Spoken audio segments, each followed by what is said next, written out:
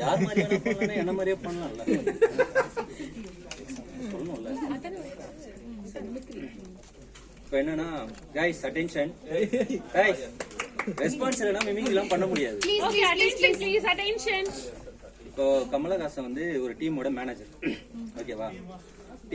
அங்க ஒரு team reconciliation டீமோட மேனேஜர், ஓகேவா? அவர் டீம்ல இருக்க ஒருத்தரை வந்து திடீர்னு நாவ் பண்ண சொல்றாங்க. அவர் யாருன்னா ஸ்ரீராம், ஓகேவா? மவன மவன நம்ம ஸ்ரீராம் நேற்று வரைக்கும் இந்த டெஸ்க்ல தான் அங்க இருந்தான். அவனை ரெக்கார்ட் பண்ண சொன்னா பண்ணிடுவான். திடீர்னு கூப்பிட்டு என்ன அவ பண்ண சொன்னா எப்படிங்க என்ன அவ பண்ணுவான்? 2 வருஷமா ரெக்கார்ட் பண்ணப்ப என்ன தூக்கி என்ன அவ பண்ண சொல்றீங்களே? நீங்களா என்னத்த மேனேஜரா இருந்தீங்க? அவங்க அப்பா வருவாரு கேட்பாரு, லூஸ் மாதிரி நைட்ல வளர்றான்னு கேட்பாரு. நான் எப்படி பதில் சொல்லுவேன்?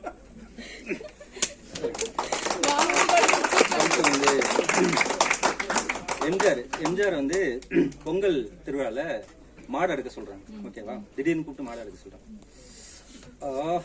அதோ தம்பி திடீர்னு கூப்பிட்டு என்ன மாடு சொல்லுங்க, நான் ஒரு ஷூட்டிங்ல இருந்தேன், என்ன கூப்பிட்டு மாடு சொல்லுங்க, நான் எப்படி அழுவேன்?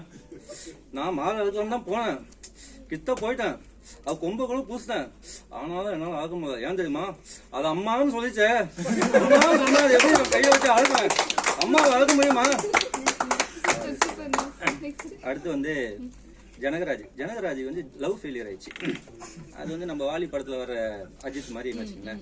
அவர்கிட்ட கேக்குறாங்க, எப்படிங்க கண்ணா நானும் சொன்ன லவ் பண்ண கதையை அவனுக்கு சொல்றேன்னா, ஒரு நாள் சொன்னா என்ன பீச்சுக்கு கூட்டின்னு போனா, 2 பேரும் தனியா உக்காந்துருந்தோம். அவ கேட்டா உனக்கு தவுள் வாசிக்க தெரியுமான்னு. நான் சொன்னேன், உன் செவிலே தவுள் மாதிரிதான் இருக்குது, அது எதுக்கு தனியா வாசிப்போன்னு கொஞ்சம் வாசங்கன்னா, அன்னைக்கு பிரேக் பண்ணிட்டு போயிட்டானா என்ன அவ.